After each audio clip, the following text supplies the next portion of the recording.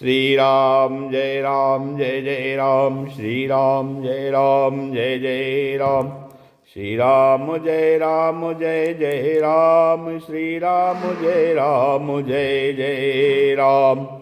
ओम श्री गणेशाय नमः, ओम श्री गुरुवे नमः, ओम श्री सीतारामचंद्राभ्यां नमः, ओम श्री उमा महेश्वराभ्यां नमः, ओम श्री एकादशमुखी दक्षिणेश्वर धाम सरकार श्री हनुमते नमः। शान्ताकारं भुजगशयनं पद्मनाभं सुरेशं, विश्वाधारं गगनसदृशं मेघवर्णं शुभांगं, लक्ष्मीकान्तं कमलनयनं योगिभिर्ध्यानगम्यं, वन्दे विष्णुं भवभयहरं सर्वलोकैकनाथं। यं ब्रह्मा वरुणेन्द्ररुद्रमरुतः स्तुन्वन्तु दिव्यैस्तवैः, वेदैः साङ्गपदक्रमोपनिषदैर्गायन्ति यं सामगा, ध्यानावस्थितद्गतेन मनसा पश्यन्ति यं योगिनो, यस्यान्तं न विदुः सुरासुरगणा, देवाय तस्मै नमः। नीलाम्बुजश्यामलकोमलाङ्गं सीताख्यं खरोपितवामभागं, पाणौ महासायकचारुचापं नमामि रामं रघुवंशनाथं। श्लोकाभिरामं रणरङ्गधीरं राजीवनेत्रं रघुवंशनाथं, कारुण्यरूपं करुणाकरं तं श्रीरामचन्द्रं शरणं प्रपद्ये। आपदामापहर्तारं दातारं सर्वसम्पदां, लोकाभिरामं श्रीरामं भूयो भूयो नमाम्यहम्। बंशी विभूषितकरान्नवनीरदाभात्, पीताम्बरादरुणबिम्बफलाधरोष्ठात्, पूर्णेन्दुसुन्दरमुखादरविन्दनेत्रात्, कृष्णात् परं किमपि तत्त्वमहं न जाने। भवानी शङ्करो वन्दे श्रद्धाविश्वासरूपिणो, याभ्यां विना न पश्यन्ति सिद्धा स्वान्तस्तमीश्वरम्। मनोजवं मारुतुल्यवेगं जितेन्द्रियं बुद्धिमतां वरिष्ठं, वातात्मजं वानरयूथमुख्यं श्रीरामदूतं शरणं प्रपद्ये।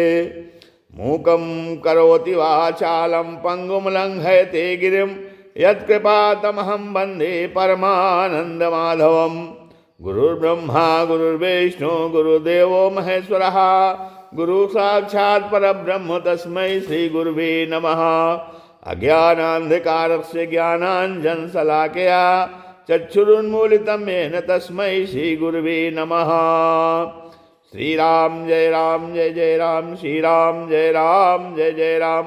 सत्संग क्रम में आज श्रीमद् भगवद गीता के अध्याय 9 से 28वें श्लोक की से आगे का कथन श्रवण किया जा रहा है, जिसमें इसके पहले भगवान ने 2 श्लोकों में पीछे जो है पदार्थों और क्रियाओं को भगवान के अर्पण करने का वर्णन किया। भगवान ने कहा कि जो कुछ भी आप पत्र पुष्प फल जल आदि हमको भक्त हमारा देता है, भाव से प्रेम से हम उसे स्वीकार कर लेते हैं। और भगवान ने कहा कि अर्जुन को लक्ष्य करके सभी लोगों को, हम लोगों को कहा कि जो कुछ भी आप करते हो, खाते हो, पीते हो, यज्ञ करते हो, तपस्या करते हो, दान देते हो, अर्थात जो भी क्रियाएं आप करते हो प्रातः काल से सायंकाल तक और सायंकाल से लेकर प्रातः काल तक सब हमें अर्पण कर दो, तो आप जो है बंधन से मुक्त रहोगे, आप कर्ता भोक्ता के भाव में नहीं पड़ोगे। आप जब आगे भगवान कहते हैं कि जब पदार्थों और क्रियाओं को भगवान कहते हैं कोई हमें अर्पण कर देता है, तो उसका अर्पण का फल क्या होता है। अब आगे भगवान बताते हैं जब सभी पदार्थ और क्रियाएं, संपूर्ण कर्म जो है भगवद अर्पण हो जाएगा, तो भगवान कहते हैं उसका क्या फल होता है, वो बता रहे हैं।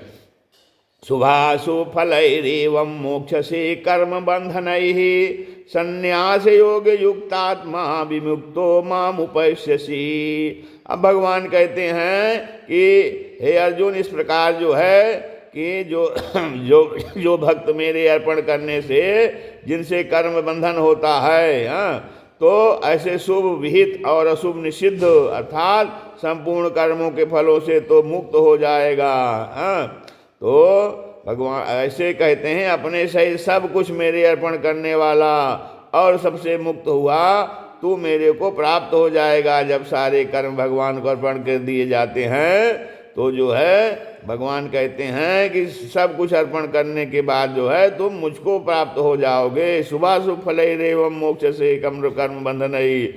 भगवान कहते हैं कि सब पदार्थ और क्रियाएं मेरे का अर्पण करने से, अर्थात तेरे स्वयं के मेरे अर्पित हो जाने से अनंत जन्मों के जो शुभ और अशुभ कर्मों के फल हैं उन सब से तो मुक्त हो जाएगा। वे कर्म फल तेरे को जन्म मरण देने वाले नहीं होंगे। जब भगवान को सारे कर्म अर्पित कर दिए जाते हैं तो वो जो है तो उनका जो है कर्म बंधन नहीं होता है और कर्म फल वो मनुष्य को जो है जन्म मरण को देने वाले नहीं होते हैं। अब यहाँ भगवान शुभ अशुभ कर्मों के, अनंत जन्मों के किए हुए संचित अशुभ और शुभ कर्म से कहते हैं कि जो अनंत जन्मों के शुभ अशुभ कर्म संचित हैं कि तो कारण कि भक्त वर्तमान में तो भगवद आज्ञा के अनुसार किए हुए कर्म ही भगवान को अर्पण करता है और भगवद आज्ञा के अनुसार किए हुए कर्म शुभ ही होते हैं, अशुभ होते ही नहीं। क्योंकि भगवान को केवल शुभ कर्म अर्पित किए जाएंगे, अशुभ कर्म अर्पित नहीं होते हैं। अशुभ कर्म का फल खुद भोगना पड़ता है, शुभ कर्म भगवान को अर्पित कर दिया जाता है। अर्पित भगवान को क्या, जब भगवान की आज्ञा के अनुसार भक्त कर्म करता है तो उससे जो है कोई अशुभ कर्म होते ही नहीं हैं। जब कोई भी भक्त जो है, कोई भी मनुष्य, भगवान कहते हैं अर्जुन, जब कोई मेरी आज्ञा के अनुसार कर्म करेगा तो उससे अब अशुभ कर्म होंगे ही नहीं। क्योंकि भगवान क्या करना चाहिए वो बताए हुए हैं। तो कहते हैं अगर किसी रीत से अगर जो है इसके बावजूद अगर किसी रीत से या किसी परिस्थिति के कारण, किसी पूर्वाभ्यास के प्रवाह के कारण भक्त के द्वारा कदाचित माने किंचित मात्र भी कोई आनुषंगिक अशुभ कर्म बन जाए, कभी कोई मान लिया जान अनजान में कोई अशुभ कर्म भक्त से बन जाता है तो भगवान कहते हैं, तो उसके हृदय में विराजमान भगवान कहते हैं कि उस अशुभ कर्म को नष्ट कर देते हैं। तो भगवान जो है उस अशुभ कर्म को नष्ट कर देते हैं। तो अब कहते हैं कि जितने भी कर्म किए जाते हैं वे सभी बाह्य होते हैं, अर्थात सभी शरीर मन बुद्धि इंद्रियों आदि के द्वारा ही होते हैं। अब इसलिए उन अशुभ और अशुभ कर्मों का अनुकूल और प्रतिकूल परिस्थिति के रूप में जो फल आता है वह भी बाह्य ही होता है। तो मनुष्य जो है भूल से उन परिस्थितियों के साथ अपना संबंध जोड़ लेता है और अपना संबंध जोड़ करके सुखी और दुखी होता रहता है। अब यह सुखी दुखी होना ही कर्म बंधन है, इसी से वह जन्मता और मरता है। परंतु जो है भक्त की दृष्टि अनुकूल प्रतिकूल परिस्थितियों पर नहीं रहती है, भक्त की दृष्टि अनुकूल परिस्थितियों पर नहीं रहती है और अनुकूल परिस्थितियों पर भक्त की दृष्टि न रहकर भगवान की कृपा पर रहती है। अर्थात भक्त उनको भगवान का विधान ही मानता है कि चाहे परिस्थिति अनुकूल हो या प्रतिकूल हो, उससे भक्त से लेना देना नहीं है, वो सब भगवान का विधान मानता है, भगवान की कृपा मानता है और कर्मों का फल में अपने कर्मों का फल मानता ही नहीं। तो इसलिए वह अनुकूल प्रतिकूल परिस्थिति रूप कर्म बंधन से मुक्त हो जाता है, उस पर कोई प्रभाव नहीं पड़ता है। संन्यास योग युक्त आत्मा से कहा गया है कि संपूर्ण कर्मों को भगवान के अर्पण करने का नाम जो है वो संन्यास योग है। अब इस संन्यास योग अर्थात समर्पण योग से युक्त होने वाले को यहाँ संन्यास योग युक्त आत्मा कहा गया है। कि ऐसे तो गीता में बहुत जगह संन्यास शब्द सांख्य योग का वाचक आता है, पर इसका प्रयोग भक्ति में भी होता है। जैसे मयि संन्यस्य मत्पराः, जैसे सांख्य योगी संपूर्ण कर्मों को मन से 9 द्वार वाले शरीर में रखकर स्वयं सुखपूर्वक अपने स्वरूप में स्थित रहता है, ऐसे ही भक्त जो है वो कर्मों के साथ अपने माने हुए संबंध को भगवान में रख देता है। तात्पर्य हुआ कि जैसे कोई सज्जन अपनी धरोहर को कहीं रख देता है, ऐसे ही भक्त अपने सहित अनंत जन्मों के संचित कर्मों को, उनके फलों को और उनके संबंध को भगवान में रख देता है। इसलिए जो है इसलिए भक्त को जो, इसलिए इसको संन्यास योग कहा गया है। अब विमुक्तो माम उपश्य से ही भगवान कहते हैं कि पूर्व की पहले भगवान ने कहा तत्कुरुष्य मदर्पणम कहकर जो है अर्पण करने की आज्ञा दी। अब यहाँ भगवान कहते हैं कि इस प्रकार अर्पण करने से हे अर्जुन तो जो है शुभ अशुभ कर्म फलों से मुक्त हो जाएगा। जब जो है सारे कर्म जो है भगवान पर अर्पण कर दिए जाते हैं तो मनुष्य जो है उसके फल के शुभ अशुभ जो भी उसका कर्मों का फल है उसे मुक्त हो जाता है। जब वो करता नहीं है तब वो भोगता भी नहीं है कर्म फल का। तो जो कर्म के अपना कर्म को अपने को कर्ता मानता है वही मनुष्य, वही जीव जो है उसे उस कर्म का फल शुभ हो या शुभ हो वो भोगता है, जो है उसको प्राप्त हो जाता है। और इस प्रकार से जब कर्म फल का वो भगवान को अर्पण कर दिया तो शुभ अशुभ कर्म फलों से जीव मुक्त हो जाता है। और शुभ अशुभ कर्म फलों से मुक्त होने पर तो वो फिर भगवान को प्राप्त हो जाता है। तात्पर्य यह हुआ कि संपूर्ण कर्म फलों से मुक्त होना तो प्रेम प्राप्ति का साधन है और भगवान की प्राप्ति होना प्रेम की प्राप्ति है। अब विशेष बात यहाँ शुभ और अशुभ कर्मों का बंधन क्या है भगवान बता रहे हैं कि शुभ अथवा अशुभ कर्म किसी भी कर्म को किया जाए उस कार्य का आरंभ और अंत होता है। ऐसे ही उन कर्मों के फल रूप में जो परिस्थिति आती है उसका भी संयोग और वियोग होता है।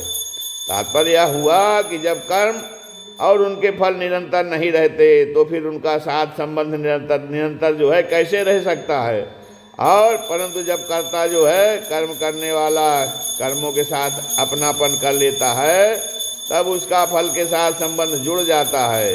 यद्यपि कर्म और फल के साथ संबंध जो है कभी रह नहीं सकता, तथापि कर्ता उस संबंध को अपने में मान लेता है।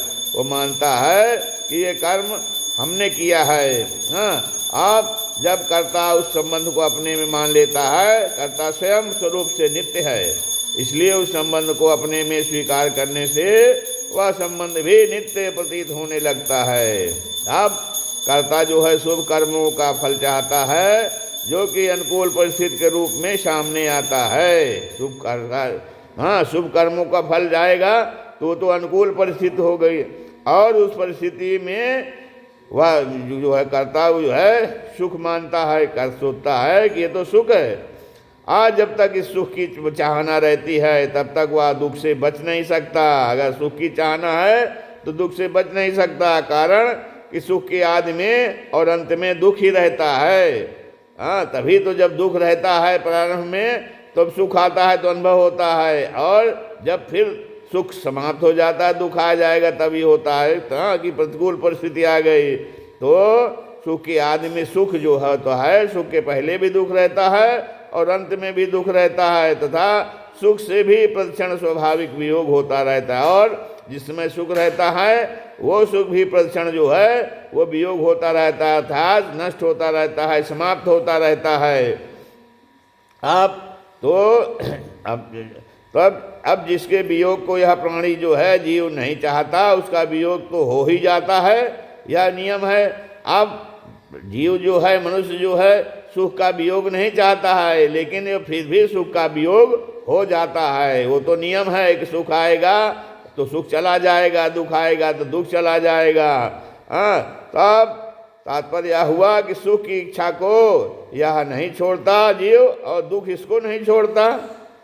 तब जीव जब अपने आप को प्रभु के भगवान को समर्पित कर देता है तब साक्षात परमात्मा का ही अंश होने से ईश्वर अंश जीव अविनाशी इसकी परमात्मा के साथ स्वतः अभिन्नता हो जाती है। हाँ, उसको भगवान के साथ एकता का अनुभव होने लगता है और शरीर के साथ भूल से माना हुआ संबंध मिट जाता है। जो शरीर के साथ उतना अपना संबंध मान लिया है वो उसका माना हुआ संबंध मिट जाता है। हाँ, क्योंकि जीव का तो संबंध परमात्मा से है, आत्मा का संबंध परमात्मा के से, ईश्वर अंश जीव अविनाशी। तो अब यह परमात्मा के साथ अभिन्न तो पहले से ही था जीव का, परमात्मा के साथ तो पहले से ही संबंध है, केवल अपने लिए कर्म करने से इस अभिन्नता का अनुभव नहीं होता था। हाँ, अब अपने सहित कर्मों से भगवान के अर्पण करने से उसकी अपने लिए कर्म करने की मान्यता मिट जाती है और तो उसको स्वाभाविक प्रेम की प्राप्ति हो जाती है। इसी को भगवान ने यहाँ जो है मिमुक्तो मामुपैसेस कहा है।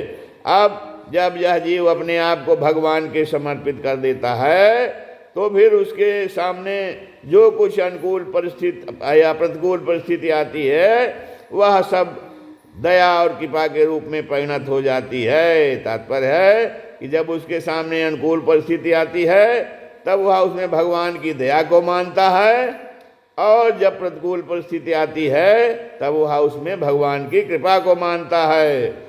दया और कृपा में भेद यह है कि दया और कृपा में क्या भेद है। दया और कृपा दो शब्द हैं, तो भगवान दया भी करते हैं और कृपा भी करते हैं। तो कहते हैं जब अनुकूल परिस्थिति आएगी तब ये माना जाएगा उसने भगवान की बहुत दया है, बहुत दुलार है। और जब प्रतिकूल परिस्थिति आती है तब ये है कि मानना है कि भगवान की कृपा है। तो दया और कृपा में भेद क्या है कि कभी भगवान प्यार स्नेह करके जीव को कर्म बंधन से मुक्त करते हैं, प्यार और स्नेह करके दुलार करके जीव को कर्म बंधन से मुक्त करते हैं, यह दया है। और दया माने यह अनुकूल परिस्थिति है तो मानो कि भगवान आपको प्यार कर रहे हैं, स्नेह कर रहे हैं, अर्थात दया कर रहे हैं। और कभी प्रतिकूल परिस्थिति आने पर ये मानना चाहिए कि भगवान की कृपा है। हाँ, जब भगवान कभी शासन करके ताड़ना करके जीव के पापों का नाश करते हैं तब यह कृपा है। तब यह मानना चाहिए कि ये भगवान की बहुत बड़ी कृपा हो रही है। क्यों? उसके पाप जो है वो भगवान नष्ट कर रहे हैं प्रतिकूल परिस्थिति दे करके। इस प्रकार जो है दया और कृपा करके भगवान भक्त को सबल और सहिष्णु बनाते हैं। भगवान भक्त को अपने सबल और सहिष्णु बनाते हैं दया और कृपा के द्वारा। अनुकूल परिस्थिति को भगवान की दया मानना चाहिए और प्रतिकूल परिस्थिति को भगवान की कृपा मानना चाहिए। कि जो प्रतिकूल परिस्थिति को कृपा इसलिए कि उसके कर्म फल के जो पाप हैं, कर्म के वो पाप भगवान ने प्रतिकूल परिस्थिति दे करके नष्ट कर दिया है, नष्ट कर रहे हैं। तो भगवान तो इस प्रकार जो है दया और कृपा भगवान दो तरह से अनुकूल परिस्थिति और प्रतिकूल परिस्थिति अर्थात दोनों परिस्थितियों में भगवान का अनुकूल परिस्थिति में दया और प्रतिकूल परिस्थिति में भगवान की कृपा होती है। तो इस प्रकार भगवान दया और कृपा करके अपने भक्त को अत्यंत सबल और सहिष्णु बनाते हैं। परंतु भक्त तो दोनों में ही प्रसन्न रहता है। अब भक्त जो है भगवान की दया और कृपा दोनों में प्रसन्न रहता है। कारण कि उसकी दृष्टि अनुकूलता और प्रतिकूलता, अनुकूलता एवं प्रतिकूलता की तरफ नहीं रहती है, केवल भगवान की तरफ ही रहती है। भक्त की दृष्टि जो है ना तो अनुकूल परिस्थिति में रहती है और ना प्रतिकूल परिस्थिति में रहती है। उसकी दृष्टि तो केवल भगवान की तरफ रहती है। इसलिए भक्त की दृष्टि में भगवान की दया और कृपा दो रूप से नहीं होती, प्रत्युत एक ही रूप से होती है। भगवान की कृपा भक्त मानता है कि भगवान की कृपा दया और कृपा दो रूप में नहीं बल्कि एक ही रूप में होती है। जैसे कि कहा है कि लालने ताड़ने मातुर नाम कारुण्यम यथार्भके तद्वदेव महेशस्य नियंतुर्गुण दोषयो हो। कहते हैं कि जिस प्रकार बालक का पालन करने और ताड़ना करने दोनों में माँ की कहीं अकृपा नहीं होती, दोनों में माँ की अकृपा नहीं होती, दोनों में माँ की कृपा करती है। माँ बच्चे को चाहे जो है वो पालन करे और चाहे दुलार करे और चाहे ताड़ना दे, अनुशासन में रखे, वो दोनों में माँ की कृपा रहती है, अकृपा कहीं नहीं रहती है कोई। तो वो उसके जो है कल्याण के लिए ही उससे माँ करती है। तो उसी प्रकार जो है जीवों के गुण दोषों का नियंत्रण करने वाले परमेश्वर की कहीं किसी पर अकृपा नहीं होती है। जैसे माँ अपने बच्चे को दुलार भी करती है और ताड़ना भी करती है, लेकिन वो कहीं से भी माता की अकृपा नहीं रहती है, सदैव माता अंदर से माता की कृपा बनी रहती है। उसी प्रकार जो भक्त होते हैं तो जीव होता है, तो जीवों के गुण दोष का भगवान नियंत्रण करते हैं, और इस प्रकार से भगवान जो है कहीं अपने भक्त पर अकृपा नहीं करते हैं, सदैव उनकी कृपा बनी रहती है। अब एक जो है इसमें ये शंका हो रही है कि जो भगवान के समर्पित होते हैं उनको तो भगवान मुक्त कर देते हैं, और जो भगवान के समर्पित नहीं होते हैं उनको भगवान मुक्त नहीं करते। अब इसमें तो भगवान की दयालुता और जो है क्षमता नहीं हुई, प्रत्युत जो है विषम दृष्टि और पक्षपात हुआ। अब इसके विषय में कहते हैं भगवान क्या कहते हैं कि समोहम सर्वभूतेषु न मे द्वेषोष अस्ति न मे न प्रियः ये भजन्ते तु मां भक्त्या मयि ते तेषु चाप्यहम् समोहम सर्वभूतेषु न मे द्वेषो अस्ति न प्रियः ये भजन्ते तु मां भक्त्या मयि ते तेषु चाप्यहम्। भगवान कहते हैं कि मैं संपूर्ण प्राणियों में समान हूँ, मैं किसी में भेदभाव नहीं करता हूँ, पक्षपात नहीं करता हूँ। उन प्राणियों में न तो कोई मेरा द्वेषी है और न कोई प्रिय है, परंतु जो है ये भजन तु मां भक्त्या, परंतु जो भक्त पूर्वक मेरा भजन करते हैं मैं ते तेषु चाप्यहम्, वे मेरे में हैं और मैं उनमें हूँ। तो भगवान इस कहते हैं कि यहाँ पर भगवान इस श्लोक में दो विभाग किए हैं। पूर्वार्ध में तो भजन न करने का वालों का वर्णन है, और उत्तरार्ध में भजन करने वालों का के विषय में बताए हैं। तो यहाँ प्रिय शब्द को राग का वाचक मानना चाहिए, क्योंकि प्राणी मात्र पर भगवान की समान रीत से विप्रियता है, सब मम प्रिय सब मम उपजाए। अतः भगवान इसका निषेध करते हैं कहते हैं। और दूसरी बात, द्वेष शब्द का राग शब्द ही ठीक बैठता है, क्योंकि राग और द्वेष यह द्वंद्व है, इसी द्वंद्व का यहाँ निषेध किया है। अब भगवान कहते हैं समोहम सर्वभूतेषु, भगवान कहते हैं मैं स्थावर और जंगम आदि संपूर्ण प्राणियों में व्यापक रूप से और कृपा दृष्टि से सम हूँ, बराबर हूँ, सब में हूँ। तात्पर्य है कि मैं सब में समान रूप से व्यापक परिपूर्ण हूँ। मया तद्मिदम सर्वम जगद व्यक्ति मूर्ति ना, कहते हैं मेरी जो है सब पर समान रूप से कृपा दृष्टि है। सुहृदम सर्वभूतानाम, भगवान कहते हैं मैं कहीं कम हूँ और कहीं अधिक हूँ, अर्थात चींटी छोटी होने से उसमें कम हूँ और हाथी बड़ा होने से उसमें अधिक हूँ। अंत्यज में कम हूँ और ब्राह्मण में अधिक हूँ। जो मेरे प्रतिकूल चलते हैं उनमें मैं कम हूँ और जो मेरे अनुकूल चलते हैं उनमें मैं अधिक हूँ, यह बात है ही नहीं। कारण कि सब के सब प्राणी मेरे अंश हैं, मेरे स्वरूप हैं। तो भगवान कहते हैं कि हाथी में और चींटी में हम समान रूप से हैं। जो जीवात्मा है वो हाथी में भी उतनी सूक्ष्म है जितनी सूक्ष्म चींटी में है, वहाँ कम ज़्यादा नहीं भगवान कहते हैं। तो कार बताते हैं कि यह बात नहीं है कि मैं किसी में कम हूँ और किसी में ज़्यादा हूँ, कारण कि सब के सब प्राणी मेरे अंश हैं, मेरे स्वरूप हैं। अब भगवान कहते हैं कि मेरे स्वरूप होने से मेरे से कभी अलग नहीं हो सकते और मैं भी उनसे कभी अलग नहीं हो सकता, इसलिए मैं सब में समान हूँ, मेरा कहीं कोई पक्षपात नहीं है। अब तात्पर्य यह हुआ कि प्राणियों में जन्म से, कर्म से, परिस्थिति से, घटना से, संयोग वियोग आदि से अनेक तरह से विषमता होने पर भी भगवान कहते हैं मैं सर्वथा सर्वदा सब में समान रीत से व्यापक हूँ, कहीं कम और कहीं ज़्यादा नहीं हूँ। न मे द्वेषो अस्ति न प्रियः, पहले भगवान ने कहा कि मैं संपूर्ण प्राणियों में समान हूँ, अब उसी का जो है विवेचन कर आगे कर रहे हैं कि कोई भी प्राणी मेरे राग द्वेष का विषय नहीं है, ना तो मैं किसी से राग करता हूँ न द्वेष करता हूँ। तात्पर्य है कि भगवान कहते हैं कि मेरे से विमुख होकर कोई प्राणी शास्त्री यज्ञ दान आदि कितने ही शुभ कर्म करे, तो भी वह मेरे राग का विषय नहीं है। और दूसरा, शास्त्र निषिद्ध अन्याय अत्याचार आदि कितने अशुभ कर्म करे तो भी वह मेरे द्वेष का विषय नहीं है। कारण भगवान कहते हैं कि मैं संपूर्ण प्राणियों में समान रीत से व्याप्त हूँ और सब पर मेरी समान रीत से कृपा है और सब प्राणी मेरे अंश होने से मेरे को समान रीत से प्यारे हैं।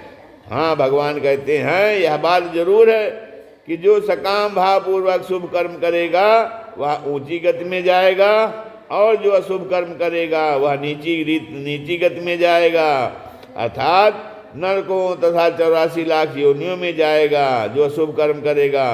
परंतु वे दोनों पुण्यात्मा और पापात्मा होने पर भी मेरे राग द्वेष के विषय नहीं हैं। मैं किसी से राग द्वेष नहीं करता हूँ। जो पाप और पुण्य करता है वह अपना फल स्वयं भोगता है। अब मेरे रचे हुए पृथ्वी, जल, अग्नि, वायु और आकाश, ये जो भौतिक पदार्थ भी प्राणियों के अच्छे बुरे आचरणों तथा भावों को लेकर उनको रहने का स्थान देने में, उनकी प्यास बुझाने में, उनको प्रकाश देने में, उनको चलने फिरने के लिए अवकाश देने में राग द्वेष पूर्वक विषमता नहीं करते, प्रत्युत सबको समान रीत से देते हैं। भगवान कहते हैं कि मैं ना तो किसी से राग द्वेष रखता हूँ, ना जो हमारे बनाए हुए पंच तत्व हैं, पृथ्वी, जल, अग्नि, वायु, आकाश, ये भी किसी से कोई भेदभाव नहीं करते हैं। ये भी सबके लिए समान रूप से उपलब्ध रहते हैं। फिर प्राणी अपने अच्छे बुरे आचरणों को लेकर मेरे राग द्वेष के विषय कैसे बन सकते हैं? अर्थात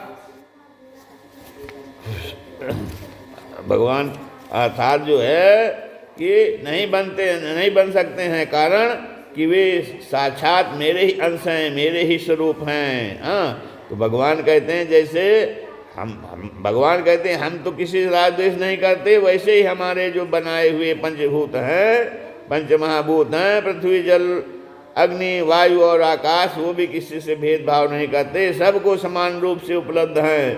अब जैसे किसी व्यक्ति के एक हाथ में पीड़ा हो रही है तो वह हाथ शरीर के किसी काम में नहीं आता। दर्द होने से रात में नींद नहीं लेने देता, काम करने में बाधा करता है, और दूसरा हाथ सब प्रकार से शरीर के काम आता है। परंतु उस व्यक्ति का किसी हाथ के प्रति राग या द्वेष नहीं होता कि यह तो अच्छा है और यह मंदा है, क्योंकि दोनों ही हाथ जो है उसके अंग हैं और अपने अंग के प्रति किसी के राग द्वेष नहीं होते। ऐसे ही भगवान कहते हैं कोई मेरे वचनों सिद्धांतों के अनुसार चलने वाला हो और पुण्यात्मा से पुण्यात्मा हो, और दूसरा कोई मेरे वचनों सिद्धांतों का खंडन करने वाला हो, मेरे विरुद्ध चलने वाला हो, पापी से पापी हो, तो उन दोनों को लेकर भी मेरे राग द्वेष नहीं होते। उनके अपने अपने बर्तावों में, आचरणों में भेद है, इसलिए उनके परिणाम फल में भेद होगा, पर मेरा किसी के प्रति राग द्वेष नहीं है। अगर किसी के प्रति राग द्वेष होता तो समूहम सर्वभूतेषु, भगवान ये कहते हैं, ये कहना नहीं बनता, क्योंकि विषमता कारण ही राग द्वेष होते हैं। अब भगवान आए कहते हैं ये भजन्तु माम भक्त्या मैते तेषु चाप्यहम्। परंतु भगवान कहते हैं कि देखिए, जो भक्ति पूर्वक मेरा भजन करते हैं, जो मनुष्य, जो जीव भक्ति पूर्वक मेरा भजन करते हैं, अर्थात जिनकी संसार में आसक्ति, राग, खिंचाव नहीं है, और जो केवल मेरे को ही अपना मानते हैं, केवल मेरे ही परायण रहते हैं, केवल मेरी प्रसन्नता के लिए ही रात दिन काम करते हैं, और जो शरीर, इंद्रियां, मन, वाणी के द्वारा मेरी तरफ ही चलते हैं, वे मेरे में हैं और मैं उनमें हूँ। तब भगवान कहते हैं कि प्रेम पूर्वक मेरा भजन करने वाले मेरे में हैं और मैं उनमें हूँ। इसका तात्पर्य यह नहीं है कि जो सामान्य जीव हैं तथा मेरी आज्ञा के विरुद्ध चलने वाले हैं, वे मेरे में और मैं उनमें नहीं हूँ। प्रत्यत वे अपने को मेरे में मानते ही नहीं। क्यों? वे ऐसा कह देते हैं कि हम तो संसारी जीव हैं, संसार में रहने वाले हैं। वे यह नहीं समझते कि संसार शरीर तो कभी एक रूप, एक रस रहता नहीं है, तो ऐसे संसार शरीर में हम कैसे स्थित रह सकते हैं। अब इसको न जानने के कारण ही वे अपने को संसार शरीर में स्थित मानते हैं और उनकी अपेक्षा जो है, जो रात दिन मेरे भजन स्मरण में लगे रहते हैं, तो बाहर भीतर ऊपर नीचे सब देश में, सब काल में, सब वस्तु व्यक्ति घटना परिस्थिति क्रिया आदि में और अपने आप में भी मेरे को ही मानते हैं। वे मेरे में विशेष रूप से हैं और मैं उनमें विशेष रूप से हूँ। अब दूसरा भाव यह है कि जो मेरे साथ मैं भगवान का हूँ और भगवान मेरे हैं, ऐसा संबंध जोड़ लेते हैं, उनको मेरे साथ इतनी घनिष्ठता हो जाती है कि मैं और वे एक हो जाते हैं। तस्मिन् तज्जने भेदा भावात्, नारद भक्त सूत्र में नारद जी ने कहा है कि तस्मिन् तज्जने भेदा भावात्, इसलिए वे मेरे में और मैं उनमें हूँ। तब अब इसका एक भाव और ये है कि उनमें मैंपन नहीं रहता, क्योंकि मैंपन एक परिच्छिन्नता है। इस परिच्छिन्नता अर्थात एक देशीयता के मिटने से वे मेरे में रहते हैं, मेरे में ही रहते हैं। अब कोई भगवान को कहे कि आप जो है भक्तों में विशेषता से प्रकट हो जाते हैं और दूसरे में कम रूप से प्रकट होते हैं, तो या जो है आपकी विषमता क्यों है? कोई भगवान से कहे तो भगवान कहते हैं कि भैया मेरे में यह विषमता तो भक्तों के कारण है। अगर कोई मेरा भजन करे, मेरे परायण हो जाए, शरण हो जाए और मैं उससे विशेष प्रेम ना करूं, उसमें विशेषता से प्रकट न हो, तो यह मेरी विषमता हो जाएगी। कारण कि भजन करने वाले और भजन न करने वाले दोनों में मैं बराबर ही रहूं, तो यह न्याय नहीं होगा। प्रत्युत मेरी विषमता हो ही है, मेरी विषमता होगी। अर्थात भगवान कहते हैं इससे भक्त जनों के भजन का और उनका मेरी तरफ लगने का कोई मूल्य ही नहीं रहेगा। आप भगवान कहते हैं कि यह विषमता मेरे में ना आ जाए, इसलिए जो जिस प्रकार मेरी शरण लेते हैं मैं भी उसी प्रकार उनको आश्रय देता हूँ। ये यथा माम प्रपद्यन्ते तांस तथैव भजाम्यहम्। भगवान कहते हैं जो मेरा जैसा भजन करता है हम भी उसका उसी तरह से भजन करते हैं। यह विषमता मेरे भक्तों के भावों को लेकर ही है। तदपि करहि सम विषम विहारा, भगत अभगत हृदय अनुसारा। भगवान कहते हैं केवल भगवान में ही नहीं, प्रत्युत जीवन मुक्त श्रेष्ठ महापुरुषों में भी सामने वालों के गुणों भावों आचरणों आदि को लेकर पक्षपात हो जाता है। तो कहते हैं कि विषमता भगवान कहते हैं मेरे भक्तों के भावों को लेकर है। भगवान भक्तों के भावों के अनुसार जो है विषमता दिखाई देती है।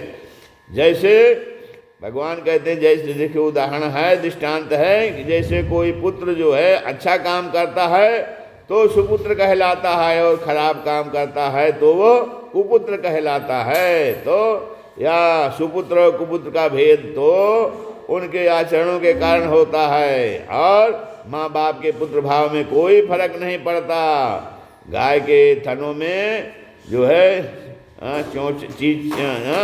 चींचड़ रहते हैं, वे दूध न पीकर खून पीते हैं, तो यह विषमता गाय की नहीं है, प्रत्युत चींचड़ों की अपनी बनाई हुई है।